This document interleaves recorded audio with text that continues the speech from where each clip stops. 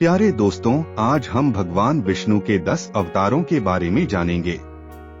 ये अवतार सृष्टि को बचाने और धर्म की रक्षा के लिए गए थे।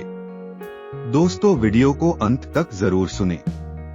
दोस्तों, पहला अवतार था मत्स्य अवतार। जब पृथ्वी पर एक दानव ने चारों वेदों का अपहरण कर लिया और ज्ञान लुप्त होने लगा, तब भगवान विष्णु ने मत्स्य अवतार लिया।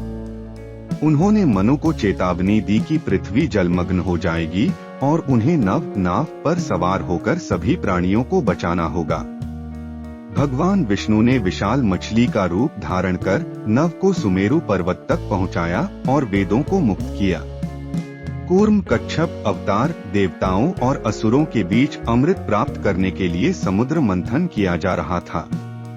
मथनी के रूप में मंदार पर्वत का उपयोग किया गया, लेकिन जब वह डूबने लगा तो भगवान विष्णु ने कच्छप अवतार धारण किया और पर्वत को अपनी पीठ पर उठाया।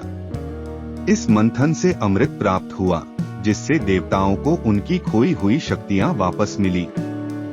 वराह अवतार हिरण्याक्ष नामक दानव ने पृथ्वी का अपहरण कर उसे पाताल लोक में छिपा दिया था।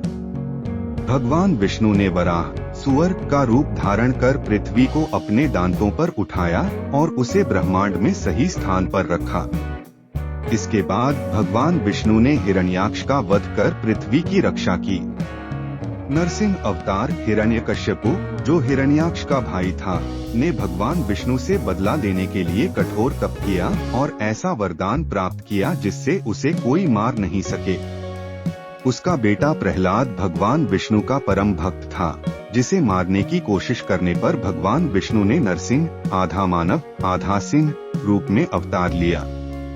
उन्होंने संध्या के समय दरवाजे की चौखट पर अपने नाखूनों से हिरण्यकश्यपु का वध किया, जिससे सभी वरदान निष्फल हो गए। वामन अवतार भगवान विष्णु ने वामन अवतार त्रेतायुग में धारण किया था।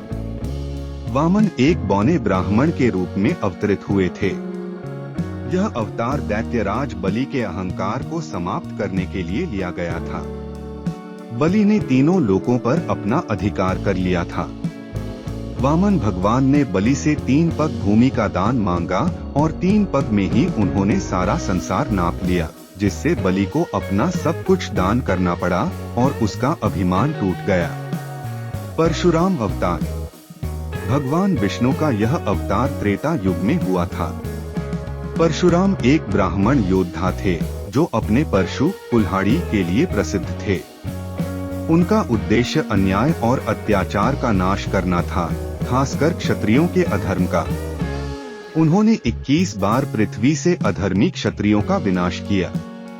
उनका अवतार शक्ति, शौर्य और धर्म की रक्षा के लिए माना जाता है। राम अवतार त्रेता युग में भगवान विष्णु ने श्री राम के रूप में जन्म लिया। वे अयोध्या के राजा दशरथ और रानी कौशल्या के पुत्र थे। रामायण की कथा में उनके जीवन का वर्णन मिलता है, जिसमें उन्होंने रावण का वध कर सीता को मुक्त कराया और धर्म की स्थापना की। कृष्ण अवतार द्वापर युग में भगवान विष्णु ने श्री कृष्ण के रूप में जन्म लिया। वे यदुवंशी थे और उनके जीवन की गाथा महाभारत में दी गई है। उन्होंने महाभारत के युद्ध में अर्जुन को गीता का उपदेश दिया और कंस तथा कई अन्य दुष्टों का वध किया। उनकी बाल लीलाएं और गोकुल में बिताया समय भी बहुत प्रसिद्ध है। बुद्ध अवतार भगवान विष्णु का यह अवतार गौतम बुद्ध के रूप में माना जाता है। उन्होंने अहिंसा, शांति और करुणा का संदेश दिया और लोगों को मोहमाया से दूर रहने का उपदेश दिया। कल्कि अवतार हिंदू धर्म में भगवान विष्णु का 10वां और अंतिम अवतार माने जाते हैं, जो कलयुग के अंत में प्रकट होंगे।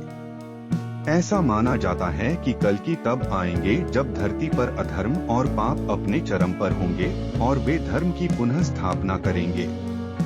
कल्कि का उद्देश्य, कल्कि का अवतरण दुनिया से अज्ञानता और अधर्म को समाप्त करने के लिए होगा।